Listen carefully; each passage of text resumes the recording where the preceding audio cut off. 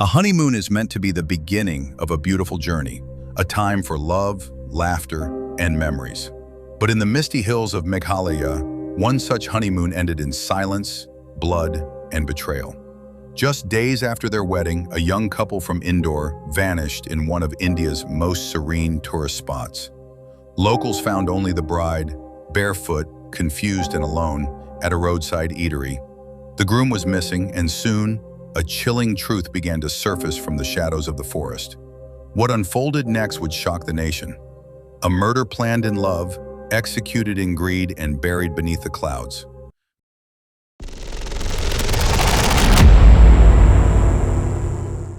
Meghalaya, known as the Abode of Clouds, is one of India's most enchanting honeymoon destinations, offering mist-covered hills, whispering forests, and a peaceful escape from city life.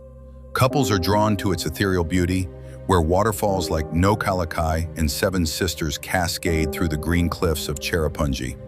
The living root bridges, grown over generations, symbolize lasting love and provide a perfect backdrop for romantic treks. In Dauki, the crystal-clear waters of the Umgat River create an illusion of floating boats, making boat rides an unforgettable experience. Meghalaya's slow, soulful atmosphere allows newlyweds to disconnect from the world and focus entirely on each other. Raja Raghuvanshi, born in 1996, was the youngest of three brothers in a closely knit joint family based in Indore, Madhya Pradesh. He took the reins of the family's transport business, Raghuvanshi Transport, known for leasing buses to schools and coaching institutes since 2007, after completing his studies. Described by family and colleagues as diligent, responsible, and warm, Raja appeared content, stepping into both personal and professional roles. He had two older brothers, Sachin Raghuvanshi and Vipin Raghuvanshi, and a sister named Shrasti Raghuvanshi, who is an Instagram influencer with over 370,000 followers. Sonam Raghuvanshi is a beautiful young lady born in 2000 and belongs to the same city as Raja. Her father, Devi Singh Raghuvanshi, runs a plywood factory in Indore.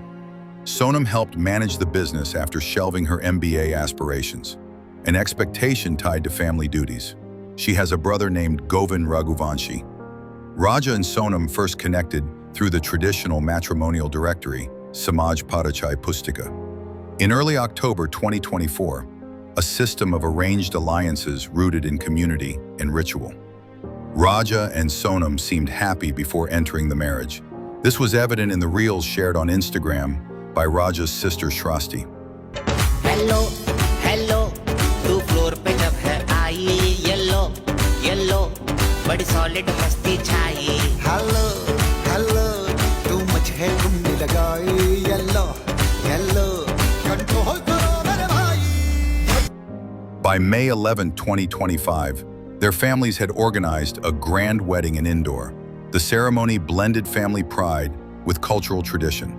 Raja, the dutiful scion of a transport business, and Sonam, the responsible daughter of a plywood factory owner, exchanged vows under the gaze of elders. After the wedding on May 11, 2025, Sonam seemed enthusiastic about starting married life. She showed particular excitement about their honeymoon and offered to handle all the arrangements herself. Raja's family found it slightly unusual. Most brides consulted the groom or in-laws about travel, but they saw it as a modern, confident gesture. Originally, the couple had discussed going to Kashmir, a popular honeymoon spot in India, but Sonam soon changed the destination to Meghalaya, a less conventional but breathtaking choice. She booked flights from Indore to Guwahati, mentioning she wanted to visit the famous Kamakya temple to offer prayers as a newlywed. She also arranged a homestay in Shillong and rented a scooter in advance for exploring the scenic hills. Sonam was meticulous with her packing and told her mother-in-law that they'd be trekking a lot, so she needed appropriate clothing and gear. On May 20th, they departed for Guwahati, with Sonam appearing confident and cheerful, holding Raja's hand at the airport as their family bid them farewell. To everyone around, it looked like the beginning of a perfect new chapter. But what lay ahead was something no one could have imagined. After Sonam and Raja reached Meghalaya on May 20th, 2025, the trip began like any ordinary honeymoon, but subtle cracks soon appeared. They first landed in Guwahati, Assam, where they visited the Kamakya temple, a powerful Shakti peeth known for its association with fertility and devotion. Sonam had specifically insisted on visiting the temple before heading to Meghalaya, and she appeared composed, even prayerful. After darshan, they moved toward Shillong, the capital of Meghalaya, nestled in the misty hills.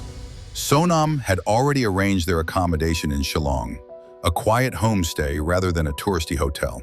She also booked a rented Activa scooter to explore the region.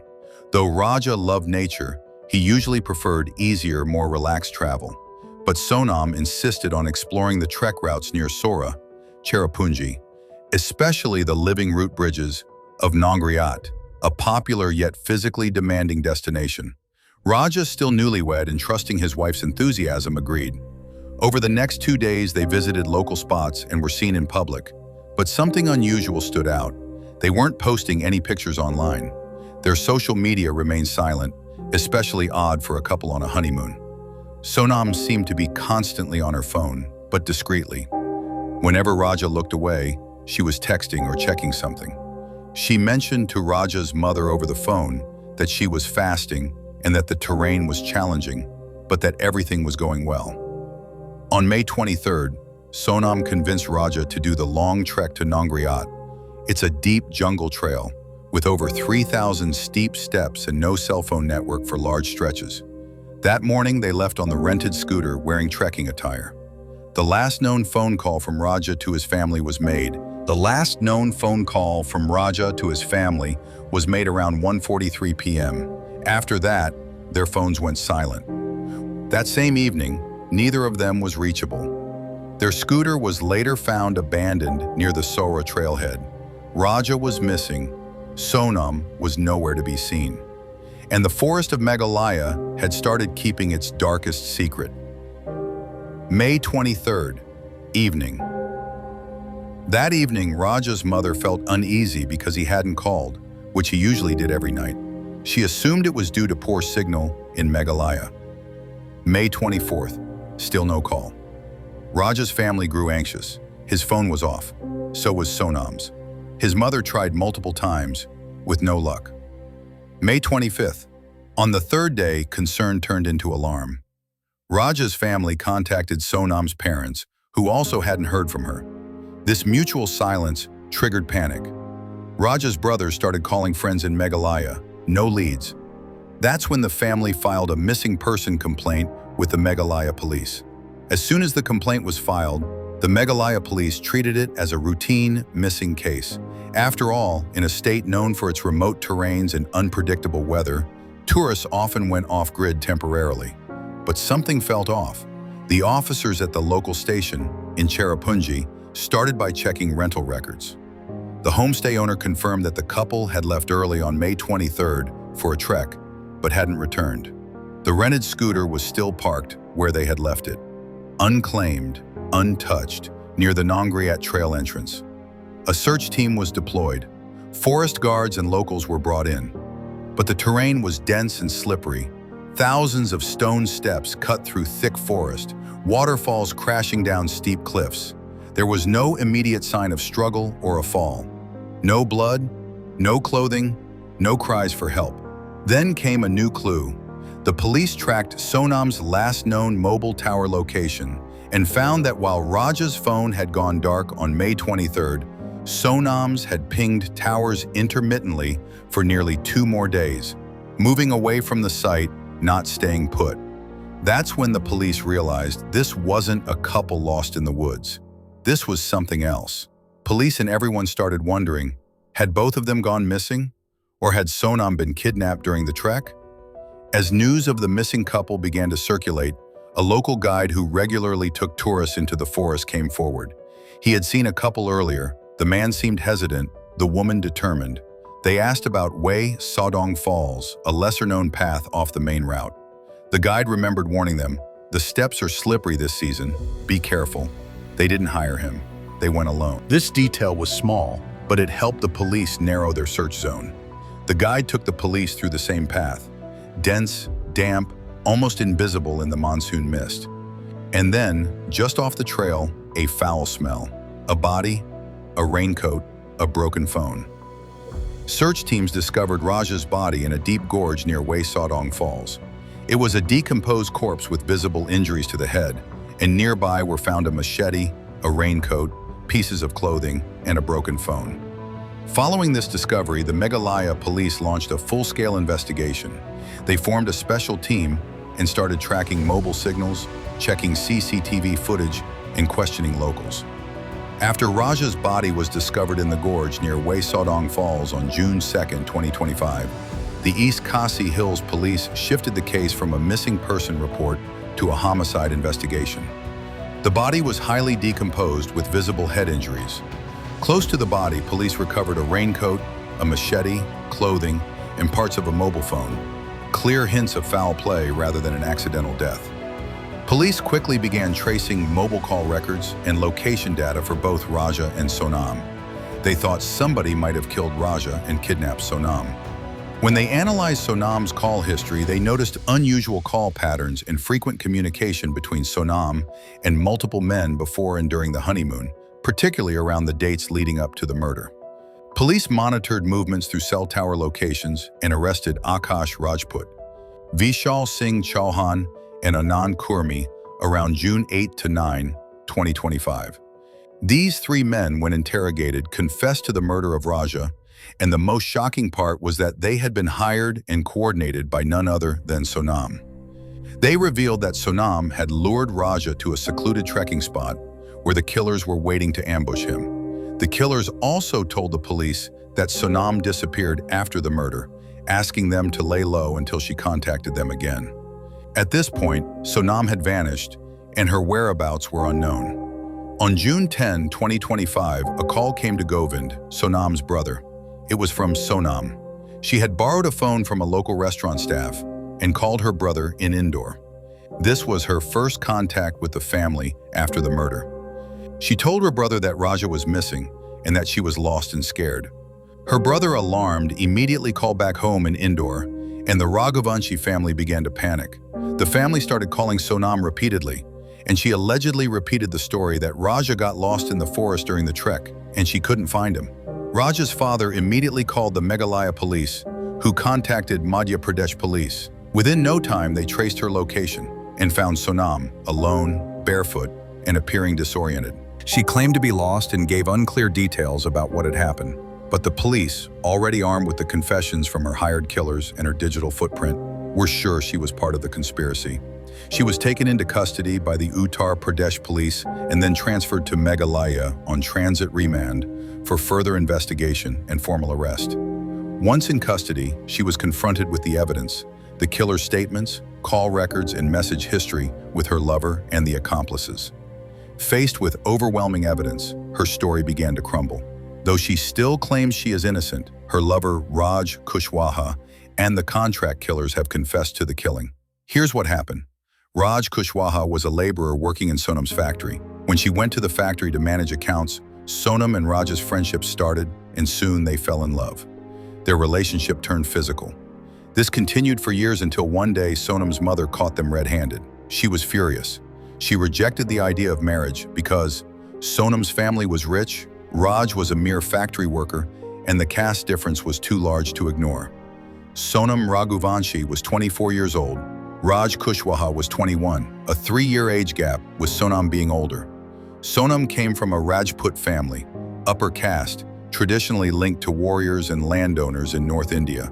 Raj Kushwaha belonged to the Kushwaha caste, classified as OBC, other backward class, traditionally agricultural and socially lower in the Indian caste hierarchy.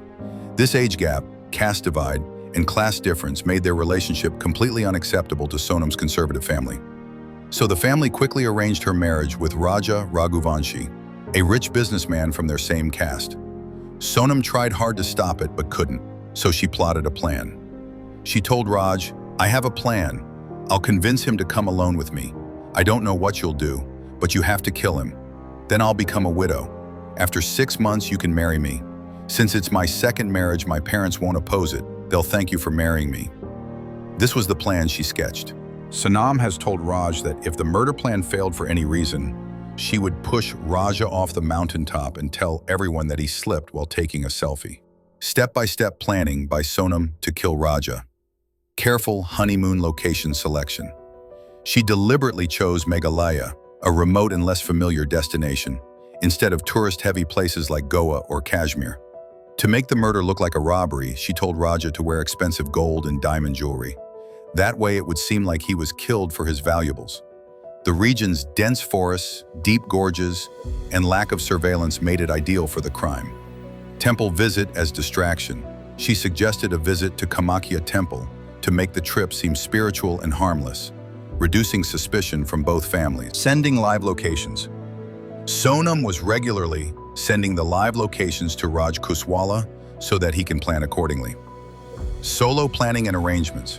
She insisted on planning everything, booking a homestay instead of a hotel, choosing trekking gear, waterproof clothes, and shoes. She pre-booked a scooter, avoiding drivers or guides who could witness anything. Avoiding a return ticket. Only one-way tickets were booked. Raja's return ticket was never arranged, another sign she didn't intend for him to come back. No social media activity. She posted nothing online, maintaining a low digital footprint. She told her mother-in-law she was fasting, possibly to excuse her silence. Pre-coordination with the killers. She was frequently texting someone during the trip, later revealed to be her lover Raj and the three killers, Akash, Vishal, and Nand. They had already traveled from MP and UP to Meghalaya and were hiding near the Nongriat trek route. Trek to Nongriat, the execution. On May 23rd, she persuaded Raja to do the difficult Nongriat trek, 3,000 steps deep into the jungle. She likely gave the killers a time window and exact location. Vanishing after the murder. After Raja was killed near Wai Saudong Falls, Sonam disappeared. She called her brother pretending to be lost. Raja is missing. I'm alone. I don't know where I am. Acting as a victim. She even filed a missing complaint, acting innocent. But her calmness and lack of emotion raised red flags. Final arrest. She turned off her phone and vanished, found barefoot, dazed at a roadside eatery in Ghazipur. By then, the killers had already confessed. The case highlights how societal pressure, family honor, and the stigma around love marriages or divorce can trap individuals in unwanted relationships.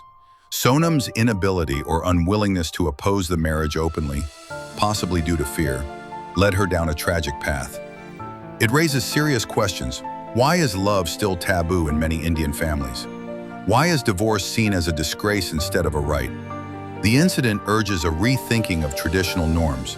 Marriage needs emotional freedom, consent, and mental readiness, not just matching caste or financial status. But no matter the reason, if Sonam was unhappy with the marriage, she could have chosen honesty. She could have walked away.